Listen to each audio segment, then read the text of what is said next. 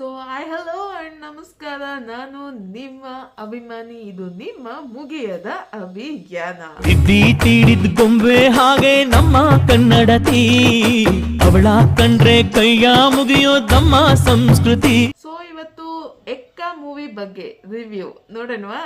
ಈ ವೀಕೆಂಡ್ಗೆ ಒಂದು ಒಳ್ಳೆ ಸ್ಟಾರ್ಟ್ ಎಕ್ಕ ಮೂವಿ ಅಂದ್ರೆ ತಪ್ಪಾಗಲ್ಲ. ಆಟ ಶುರು ಮಾಡೋನು ರಾಜ, ಮಿಕ್ಕಿದ್ದು ನೀವು ಈ ಫಿಲಂ ನೋಡಿದ್ರೆ ಗೊತ್ತಾಗತ್ತೆ. ಯುವ ಅವರು ಬಂದಿದ್ದು ಆಯ್ತು, ಶೋ ಕೊಟ್ಟಿದ್ದು ಆಯ್ತು, ಮಿಕ್ಕಿದ್ದು ಈ ಫಿಲಂ ನ ನೋಡ್ಕೊಂಡ್ ಬಂದ್ಮೇಲೆ ಗೊತ್ತಾಗತ್ತೆ. ಮತ್ತೆ ಈ ಫಿಲಂ ಬಗ್ಗೆ ತಿಳ್ಕೊಳ್ಳೋಣವಾ? ಬನ್ನಿ, ನನ್ಗನ್ಸಿದ್ದನ್ನ ನಾನ್ ನಿಮ್ಗೆ ಹೇಳ್ತೀನಿ. ರೋಹಿತ್ ಪಡಕಿ ಅವ್ರ ಡೈರೆಕ್ಷನ್ ನಲ್ಲಿ ಮೂಡಿ ಬಂದಿರೋ ಫಿಲಂ ಎಕ್ಕ, ಯುವ ರಾಜ್ಕುಮಾರ್ ನಟನೆದು. ಸೊ ಈಗ ಸ್ಟೋರಿ ಲೈನ್ ನೋಡೋದಾದ್ರೆ, ಒಂದ್ ಹಳ್ಳಿನಲ್ಲಿ ಅವ್ರ ತಾಯಿ ಜೊತೆ ಅವ್ರ ಫ್ರೆಂಡ್ಸ್ ಜೊತೆ ನೆಮ್ಮದಿಯಾಗಿ ಇದ್ದಂತ ಹುಡುಗ ಮುತ್ತು, ಅವನು ಬೆಂಗಳೂರಿಗೆ ಬರ್ತಾನೆ. ಬೆಂಗಳೂರಿಗೆ ಬಂದಾಗ ಕೆಲವೊಂದು ಪ್ರಾಬ್ಲಮ್ಗಳಲ್ಲಿ ಸಿಕ್ಕಾಕೊಂತಾನೆ.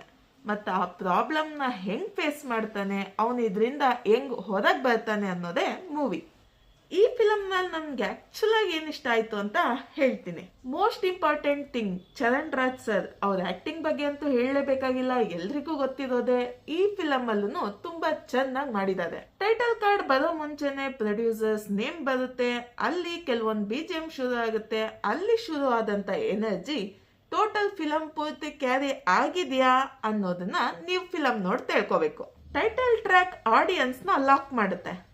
ದೆನ್ ಬ್ಯಾಂಗಲ್ ಬಂಗಾರಿ ಸಾಂಗ್ ಹೊರಗಡೆ ಎಷ್ಟು ಎನರ್ಜಿ ಹವಾನ ಸೃಷ್ಟಿ ಮಾಡಿದ್ಯೋ, ಥಿಯೇಟರ್ ಒಳಗಡೆ ಕೂಡ ಅಷ್ಟೇ ಎನರ್ಜಿ ಸೃಷ್ಟಿ ಮಾಡಿದೆ ಅಂದ್ರೆ ಸುಳ್ಳಾಗಲ್ಲ.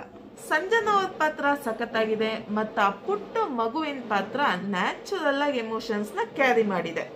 ಸ್ಕ್ರೀನ್ ಪ್ಲೇ ಚೆನ್ನಾಗಿದೆ. ಒಂದ್ ಲೈನ್ ಡೈಲಾಗ್ಗಳು ನಗು ತರಿಸುತ್ತೆ. ಪಳನಿ ಕ್ಯಾರೆಕ್ಟರ್ ಅಂತೂ ಸಖತ್ತಾಗಿ ಸೃಷ್ಟಿ ಮಾಡಿದ್ದಾರೆ. ಇನ್ನಲ್ಲಿ ನೋಡ್ಬೇಕಾದ್ರೆ ಯುವ ರಾಜ್ಕುಮಾರ್ ಅವ್ರು ಹಿಂದಿನ ಫಿಲಂಗಿಂತ ಈ ಫಿಲಂ ಅಲ್ಲಿ ಬೆಟರ್ ಆಗಿ ಪರ್ಫಾರ್ಮ್ ಮಾಡಿದ್ದಾರೆ ಅಂತ ಹೇಳ್ಬೋದು.